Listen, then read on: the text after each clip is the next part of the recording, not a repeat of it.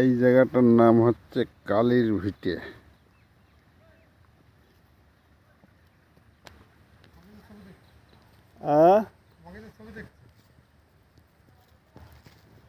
এই জায়গার নাম হচ্ছে কালীর ভিটে। এই দেখো বাড়া কোন দুনিয়াতে কোন দুনিয়ায় আইছে কাজে। দেখো বন্ধুরা, ওই দেখো আবার বিড়ি ধরাচ্ছে, বুঝছো, মুচকি হাসি দিয়ে। চলে গেল এই গেল চলে।